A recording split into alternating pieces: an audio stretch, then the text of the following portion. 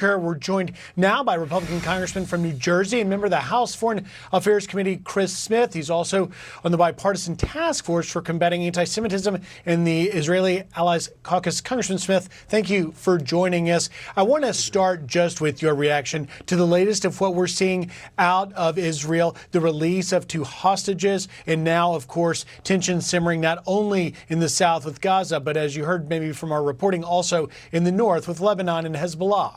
Frankly, Griff, we have to let Israel be Israel. They are facing an existential threat to their very existence. And I would admonish every member of Congress, particularly those who are promoting Hamas, to read the Hamas charter of 1988 and when they doubled down in 2017. It calls for destroying every Jew you can find. If they're hiding behind a rock, they claim in that horrible document, it's their blueprint for the annihilation of Israel. They actually say there will be no more Israel. They want it to be driven right into the sea. But they also have this anti-Semitic hatred that is increased by the work that UNRWA does. Our president has given $1 billion to the UN Works Relief Agency. I've had hearings out in the past. I've scheduled another one for the second week of November to point out that UNRWA is an incubator of hate. It is there that the textbooks are filled to overflowing with anti-Semitic hate, and they just keep passing the hate on from one generation to the next. Congressman, you mentioned members of Congress. Let's focus specifically on your colleague, Rashida Tlaib. Now, immediately after the bombing of that hospital, which, of course, U.S. intelligence and others have now shown the cause that it came from a downed Islamic Jihad missile, not an Israeli one. But yet Tlaib put up this tweet right after blaming Israel for that, saying Israel just bombed the Baptist hospital, killing 500 Palestinians. Then, this past week, she took to a microphone and had this to say. Listen here. People think it's okay to bomb a hospital.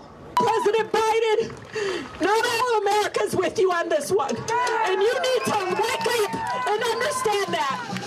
We are literally watching people commit genocide and killing the vast majority just like this. And we still stand by and say nothing.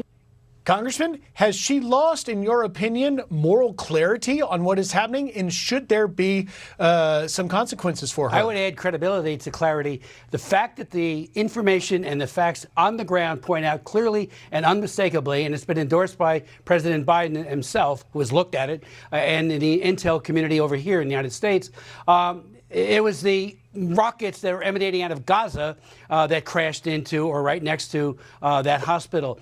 Here we go again. The big lie repeated often enough. Tlaib owes an apology to the Israelis for doing that. And again, her credibility is shot. Should she face consequences, Congressman? There'll be no consequences. There never is, unfortunately. The media needs to call her out. I'm calling her out. I think it's outrageous to falsely accuse Israel of something that they did not do. And she did it after the information was clearly and unmistakably shown that Israel did not cause that. Israel goes out of its way to mitigate casualties to innocent civilians. That's what they do. But what does Hamas do? They hide their headquarters, they hide their missile launchers and all the other implements of terror next to schools and other places, almost begging the question and begging the Israelis to take it out. And yet, with all of that, the Israelis go out of their way, again, to lessen the impact on civilians. Congressman, I just have like 20 seconds left, but I do want to ask you on another topic. Are we any closer in the House of Representatives on the Republican side to getting any candidate that can get 217 votes to become Speaker? Yes, I think come Tuesday, when hopefully there will be a vote in our conference and then quickly brought to the floor, we will coalesce around one of our members. We got a great bench, wonderful, wonderful members of Congress who are running. I liked all 3 that ran before, including Jim Jordan, of course, Scalise, who was a tremendous leader as majority leader, and of course, Kevin McCarthy, who I think did a magnificent job. Who are you supporting this time? I'm looking at them all. They're all friends, and that's part of the problem. They're all good friends. Congressman Chris Smith, thank you for your time and your insight as always.